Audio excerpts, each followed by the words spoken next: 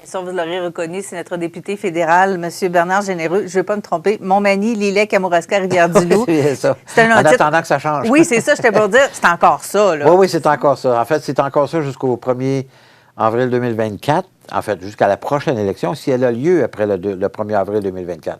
Parce qu'elle a lieu avant, on demeure dans les mêmes circonscriptions. Après, je vais avoir le Témiscouata et on va être dans, je l'espère, c'est pas annoncé encore, mais ça serait Côte-du-Sud, Rivière-du-Loup, Katascomique, Témiscouata. OK. Donc, ça, on reste dans les mêmes eaux là, que ce qu'on avait Je vous l'enverrai par écrit pour l'apprendre. Ça va rester long quand même, ça. Oui, Oui. je vais finir par l'apprendre. Monsieur Généreux, on voulait parler d'enquête publique sur l'ingérence étrangère. Hier, on a su que David Johnston refusait l'enquête publique. Oui, tout à fait. Et écoutez, dès le départ, la nomination de M. Johnson était problématique. Puis c'est pas parce que c'est un gentilhomme, puis c'est un gars qui est un professeur de droit, il a été gouverneur général du Canada, c'est un homme extrêmement respecté. Le problème, c'est qu'il a été, pendant de nombreuses années, sur le conseil d'administration de la Fondation Trudeau, avec d'autres personnages publics importants. Et c'est un ami de la famille Trudeau, là, de loin, et depuis de longue date. C'était l'ami du père, imagine-toi, donc c'est l'ami aussi de la famille. Donc, déjà en partant, de toujours essayer, de la part de M. Trudeau, de garder cette proximité des gens en qui il a confiance, puis en qui il croit que la population a confiance. Non pas que la population n'a pas eu confiance en M. Johnson, n'aurait pas confiance en M. Johnson, sauf que dans les circonstances, c'était très mal avisé de prendre M. Johnson. Et donc, ça l'a ravivé, depuis le dépôt de son rapport mardi, ça l'a ravivé le fait que, finalement, est-ce qu'il est venu protéger M. Johnson, M. Trudeau, ou véritablement, à la lumière de ce qu'il a vu ou ce qu'il a entendu, il a véritablement arrivé avec des conclusions comme il n'y avait rien là. Mais le problème, c'est qu'on sait qu'il y a des choses là, parce que si les révélations, simplement si les révélations n'avaient pas été faites par les médias, bien, il n'y aurait pas un député qui aurait démissionné, il n'y aurait pas des gens qui auraient démissionné, il n'y aurait pas des gens qui auraient été mis dehors. Tu sais, je veux dire, il n'y aurait pas le diplomate chinois en question à Toronto sera encore au Canada, ce qui n'est plus le cas.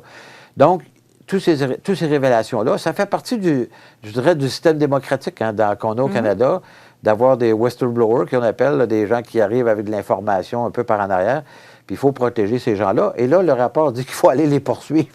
Alors, il y a quelque part, il y a quelque chose là-dedans. Ça ne fait pas tout le temps notre affaire, publiquement, ce qu'on entend de ce que les politiciens font ou ne font pas. Mais ça fait partie de la démocratie. Et là, malheureusement, M. Trudeau est en train de twister cette démocratie-là. Et encore une fois, c'était très mal avisé de choisir M. Johnson pour faire un rapport. Il aurait dû prendre une personne complètement indépendante, qui n'avait rien avec la famille, qui n'avait pas de lien avec la Fondation Trudeau. Écoutez, il y a des éminences grises au Canada partout, il aurait pu en trouver un autre. Là. Mais là, il refuse l'enquête publique. Il a produit un rapport, mais une bonne partie du rapport est caviardée. On ne peut pas l'aller. Il faut comprendre que l'information est extrêmement sensible pour la sécurité du Canada. On comprend ça, tout le monde comprend ça. D'ailleurs, M. Trudeau a ouvert la porte aux autres chefs de parti, ce qu'ils ont tous refusé d'ailleurs, pour aller avoir accès à l'ensemble de ces documents-là. Ils ne sont pas des experts, là. On n'est pas des experts là-dedans. Là. Donc, un chef de parti, ce n'est pas un expert dans tout. Là. Donc, ce n'est pas des choses qui... Ça a besoin d'être une analyse faite par des experts qui vont être convoqués dans des réunions, même si ces mêmes réunions-là, dans une enquête publique, avaient, dans certains cas, a lieu à huis clos.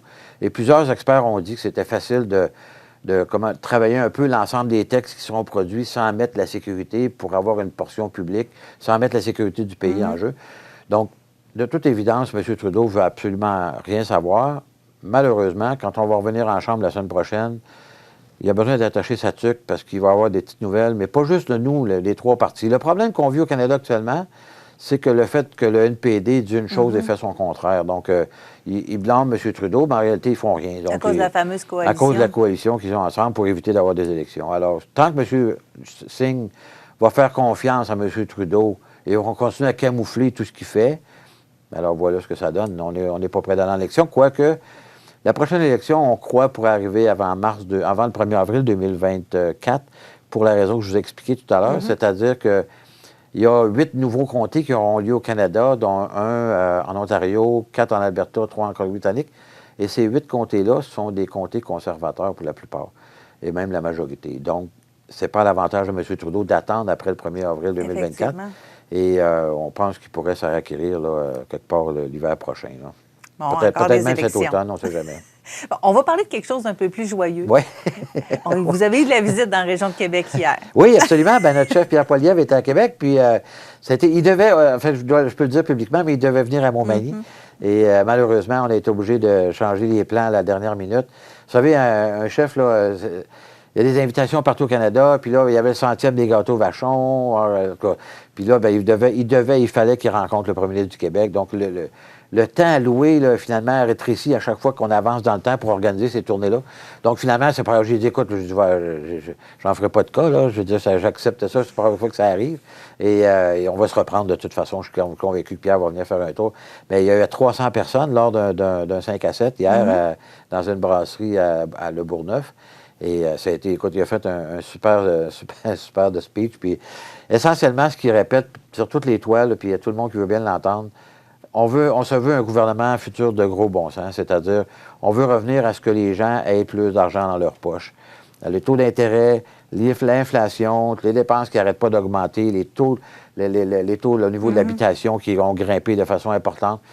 Tous ces éléments-là sont dus à des politiques inflationniste de M. Trudeau, avec les déficits épouvantables. Puis en plus, il n'est même pas revenu à l'équilibre budgétaire, ce qu'il aurait pu faire. Là, ils ont complètement envoyé ça, balayé ça du revers de la carte en disant que le PIB, le rapport PIB de la dette au Canada est un des meilleurs au G7. Bon, c'est pas le meilleur, mais c'est un des meilleurs. C'est pas une raison pour s'endetter, ça, là. Tu sais, je comprends. Puis là, monsieur, madame, tout le monde, il regarde ça aller, puis il dit, non, ça va tout le temps nous coûter tout le temps plus cher de même, ça n'a pas de bon sens, il nous en reste plus dans nos poches. Le gouvernement fédéral quand M. Trudeau est arrivé au pouvoir, avait un budget de 280 milliards. On est rendu à 480 milliards. Donc, le 200 milliards de plus, c'est des taxes et des impôts, ça, là, qui se sont ajoutés. C'est des revenus au gouvernement et qui ne réussissent même pas, malgré tout cet argent-là qui rentre, d'être capable d'arriver avec un équilibre budgétaire. Ce qu'on va promettre, nous autres, bien sûr. D'ailleurs, M. Pierre Poilievre a déjà promis plusieurs choses, dont une enquête publique sur l'ingérence chinoise. Parce que c'est pas juste les Chinois, en passant, là. Il y a aussi l'Iran qui fait ça. Il y a d'autres pays ces pays totalitaires qui... En fait, ils ont des observateurs ou des agents dans les pays pour s'infiltrer dans les diasporas pour faire en sorte d'essayer de diriger l'élection dans cette diaspora-là. Donc, on ne peut pas accepter ça au Canada. Pour notre démocratie, c'est impossible. Ouais. Monsieur Généreux, il nous reste 40 secondes.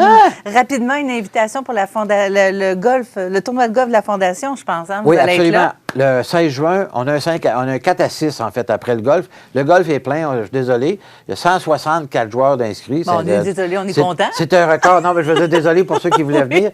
Mais vous pouvez venir au 4 à 6, 50 $. Puis il y a des super bons prix, dont une paire de billets d'Air Canada à faire tirer et plusieurs autres magnifiques prix.